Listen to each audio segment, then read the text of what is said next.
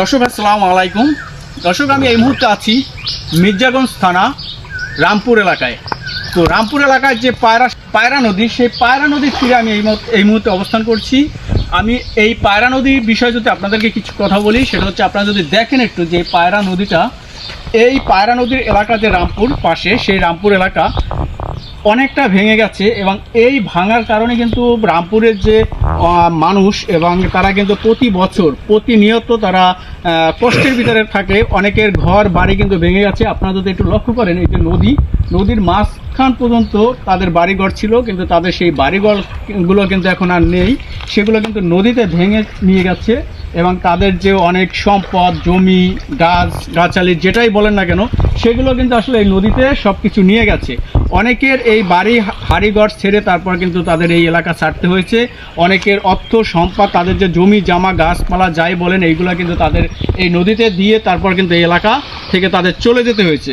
তো দর্শক, এই এলাকায়, এই রামপুর এলাকায় যে পায়রা নদীর তীরে যারা বসবাস করে, তারা কিন্তু প্রতি বছরই তারা কষ্টের ভিতরে জীবনযাপন করে এবং অনেক লোক আছে যারা নিত্য আনে নিত্য খায়। এই ধরনের অনেক লোক আছে, তারাও কিন্তু এই ঘরবাড়ি এই নদীতে দিয়ে গেছে। যার কারণে কিন্তু এই এলাকার মানুষ কিন্তু অনেক মানুষ আছে যারা কিন্তু অনেক কষ্টে জীবনযাপন করে।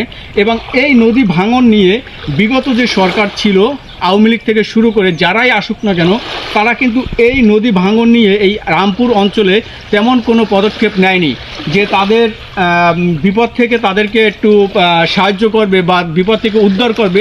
সেই ধরনের পদক্ষেপ কিন্তু এখনও কোনো সরকার নেয়নি। তো এখন বর্তমান যে সরকার আছে, সেই সরকারের কাছে এই রামপুরবাসীর অনুরোধ, যারা এই রামপুরকে যাতে একটুখানি রক্ষা করে এবং এই নদী ভাঙন থেকে তাদেরকে একটু এই বিপদ থেকে রক্ষা করে। সেই বিষয়ে অনেকে আসলে মতামত কথা বলেছে যে আমাদেরকে কিছু করতে হবে না, যাতে এই নদী ভাঙনের রোডটা যাতে তারা করতে পারে, শক্তিশালী করতে পারে, যাতে নদীটা ভাঙন না হয়, তাদের বিপদের মুখে না পড়তে হয়। এবং বড় বড় বন্যায় এই অঞ্চলের মানুষ আসলে ঘরবাড়ি থেকে তাদের চলে যেতে হয়, কারণ অনেক ঘরবাড়ি তলিয়ে যায়, যার কারণে তারা অনেক বিপদে পড়ে। তো সেই জায়গা থেকে তারা চাচ্ছে যে এমন কিছু করুক যাতে এই ভাঙনটা না হয় এবং এই বিভিন্ন ঝড় বন্যায় যে ঘরবাড়ি ছেড়ে চলে যেতে হয়, সেটা যাতে আমাদের না যেতে হয়, সেই জন্য তারা একটু অনুরোধ করেছে। তো বর্তমানে যে সরকার আসুক না কেন, তারা যেন এই রামপুরের প্রতি একটু সচেতন হয় এবং এই রামপুরকে যেন তারা একটু রক্ষা করে, নদী ভাঙন থেকে যাতে তারা একটু রক্ষা করে, সেটাই হচ্ছে